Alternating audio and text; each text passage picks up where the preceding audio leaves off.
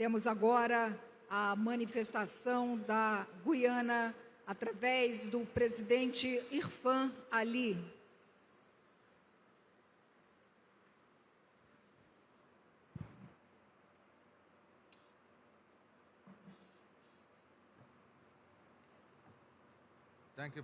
Thank you very much.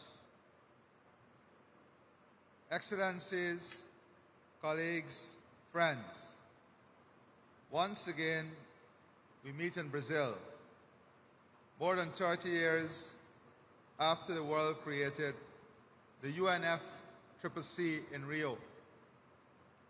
Now, after 30 COPs and conquest-related meetings, many of our people ask, what have these COPs achieved?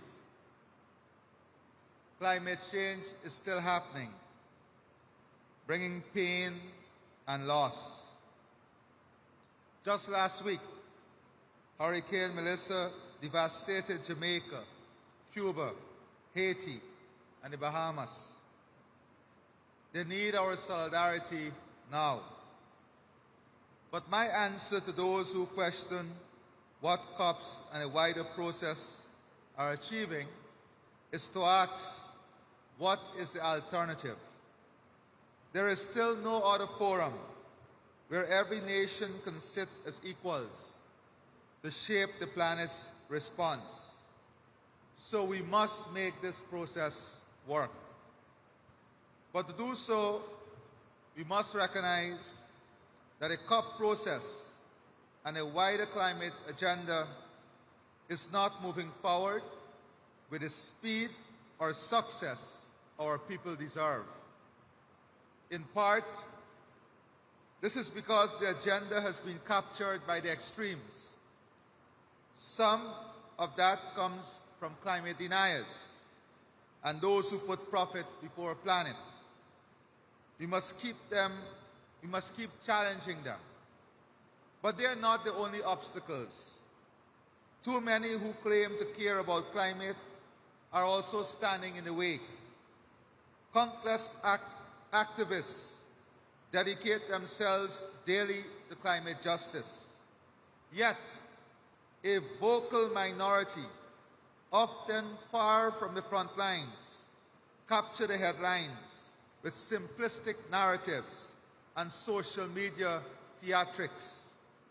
Some irresponsible journalists saturate the public realm with misinformation and sensationalism.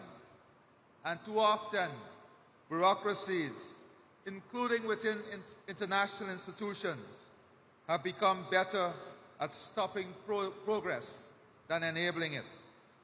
These forces create a different kind of climate denial by generating public fatigue and skepticism that solutions can never be found. Here in Belém, we need that to change. Our challenge is not to dismiss COPs, but to fix the machinery of cooperation so that good ideas can move forward. And being in Brazil can inspire us. Under President Lula, Brazil achieved the largest reduction in deforestation ever recorded, an 80% fall that prevented 5 billion tons of carbon emissions. It is encouraging to see the spirit carried forward by the COP30 presidency. That is the right focus, and we support it wholeheartedly. In Guyana, we have seen how fair and effective solutions can work. When we launched our low-carbon development strategy in 2009, many said it could not be done, that a small country could not provide a model for the world or pursue growth while protecting its forests. But we proved otherwise. We implemented one of the biggest bilateral climate partnerships ever with the government of Norway. More recently, Guyana became the first country to issue R3's jurisdictional carbon credits, the first to engage with CORSIA compliance market, and the first to complete large-scale sales agreement. Guyana remains in net carbon sink, with our forests storing 19.5 gigatons of carbon. Carbon credit revenues flow directly to indigenous peoples and local communities, and to renewable energy, technology, job creation, and the biggest adaptation investment in our history. We have proven a simple principle. When people protecting nature share directly in its value, everyone wins. So if we believe this can be done, based on our experience, how do we recommit the global process to energetically solving problems? I offer 3 priorities. First, we must recognize that the world we face today is not the same as 30 years ago. The digital revolution, artificial intelligence, and automation are reshaping economies.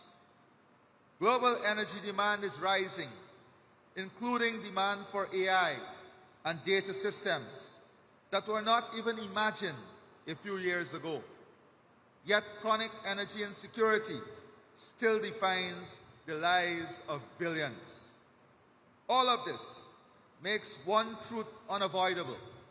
We must accelerate the energy transition at the same time as we expand energy security. That means moving on 2 tracks: massive investment to scale renewables, hydrogen storage, and modern grid systems to decarbonize growth and meeting rising demand, and science-based policy that advances a just transition by powering the remainder of the fossil fuel era with the lowest carbon, most efficient, least cost fuels. That means recommitting to global rules, not relying on global slogans, a carbon price, the removal of fossil fuel subsidies, and competition that is based on carbon science. And competition that is based on carbon science, not legacy advantage. It also means recognizing that responsible producers must be included in the search for solutions. None of this is easy, and it does not fit neatly into the narrative peddled by some. But it is only by grasping these difficult challenges that we will win the battle against climate change. The second priority is we must act on forests. Yes, we must act on forests. Forests must be mainstream in this agenda. They absorb around 1/3 of global emissions and remain the most viable and cost-effective opportunity for mitigation by 2030. Forests cannot be an afterthought. It cannot be a negotiated item on the agenda of COP. Forests must be mainstream and part of every single COP. We must not fight for forests to be on any agenda. If we are serious about climate change, forests must find a permanent place on the agenda of climate change.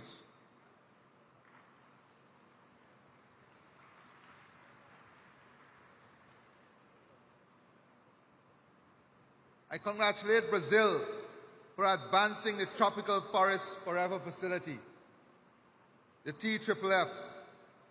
It complements the work we are doing through the Forest and Climate Leaders Partnership, the FCLP, a group of almost 40 countries, co-chaired by Guyana and the United Kingdom.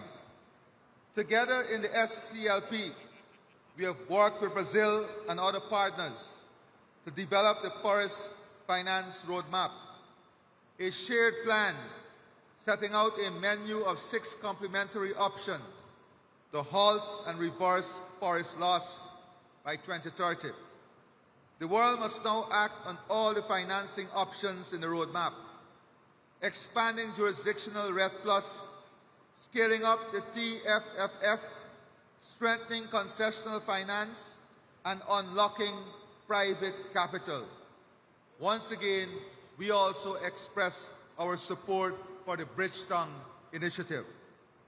We must also connect to the other Rio Conventions by integrating biodiversity into our work. Healthy biodiversity strengthens ecosystem. Strong ecosystems stabilize the climate, and a stable climate protects economies and sustains societies. This is why Guyana is expanding our protected areas to meet our 30 by 30 target, and why we launched the Global Biodiversity Alliance this year, bringing countries together to value nature in its entirety, not just the carbon it stores. And I want to congratulate and thank all those leaders, academic institutions, who joined us in the launch of the Biodiversity Alliance. Many speak glowingly about biodiversity and nature, but when a small country puts its hands up and say we are going to lead and we are going to launch an alliance, they cannot find the time to join that alliance. They cannot find the time to attend the summit on the alliance, but they will speak glowingly about biodiversity and nature. Let our words and meditation of our heart be followed by action, and not based on the size of countries or the power of country. Climate change affects us all equally. And I use this platform to thank all of those who embrace this initiative as we work towards enhancing and expanding the Global Biodiversity Alliance. The third priority is to advance adaptation finance. Even if all mitigation targets are met, millions already live with the consequences of climate change. For them, adaptation is survival. Investing in resilience protects lives, food systems, and economies. It strengthens stability and peace. So to conclude, we are at a hopeful moment if we choose to grasp the opportunities before us. People everywhere, and in particular, the people of the developing world, are offering practical, experience-based solutions. If we commit ourselves to shun extremism and instead promote collaboration, if we make our bureaucracies accelerate innovation, not trap it, if we unleash the financing options that are affordable and available, then more than 30 years after Rio, BLM will be the turning point when the world moves from promises to progress. I thank you, and God bless all of you.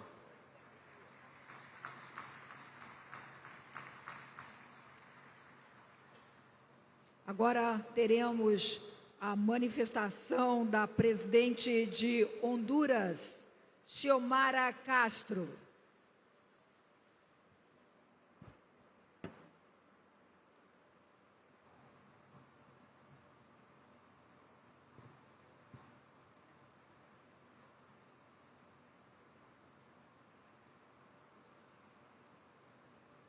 Señoras y señores, jefes de Estado y de Gobierno, distinguidos delegados,